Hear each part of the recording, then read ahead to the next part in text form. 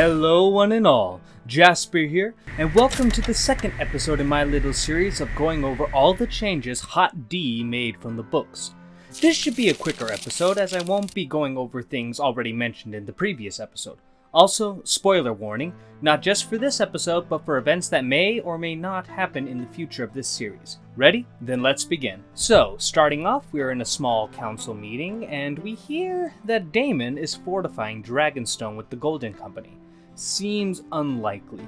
It's one thing to let Daemon do as he wishes, considering he's a dragon rider, but I doubt that Otto or even Viserys would allow the Golden Company to sail over to Dragonstone and serve under Daemon. After all, they still technically serve the king to protect King's Landing. Maybe he could get a few hundred over, but not all 2,000. But granted, no numbers are specifically mentioned, so this could happen if he took like a strong group of loyal men. Next scene, we see Rhaenyra name Criston Cole to the Kingsguard. While it's accurate that he was named to the Kingsguard after Lord Commander Rhyme Redwine passed away, it should be noted that he served as Rhaenyra's protector for about a year at that point, starting after he firmly planted Daemon's ass in the dirt, twice. It was not Corlys who brought up the idea that Viserys marry his daughter Laena Valeria, since he was not on the council at the time. It was actually Grand Maester Runsitter? Whoever the fuck this guy is, brought that up. Vhagar was not missing or gone. If she was, then everyone would be losing their shit that the most powerful creature in the world was not under their control.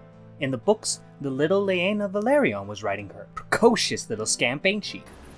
I would give you many children of pure Valyrian blood.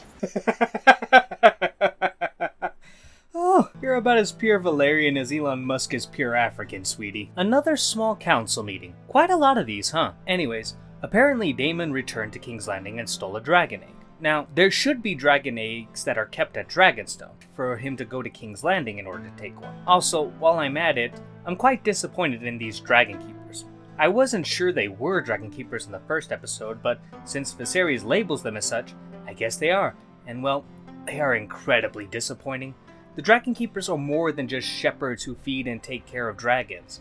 They are also an order of guards who are tasked with protecting and defending the dragons in King's Landing and Dragonstone. They wore black armor with dragon scales decorating their helm and back. They had blades at their sides, so yeah, these guys are a bit of a downgrade. This standoff never happened, and it's honestly stupid that anyone would think this is a good idea. Daemon, at this point, is arguably the most powerful person in the Seven Kingdoms. Unlike Viserys, he rides a dragon, and the only dragon he needs to be afraid of is ridden by a 12-year-old girl. Sending any force of arms that does not have a fire-breathing monster on their side is just asking to be scorched. Rhaenyra would only be 8 years old at this time, so I doubt she could have done anything even if this event took place in the books. Getting back to the show continuity, there's only one dragon rider who has a chance of beating Daemon, and that is Rhaenys. She is the only person to have both a similar amount of experience riding her dragon and to have a beast that is equivalent in size and strength.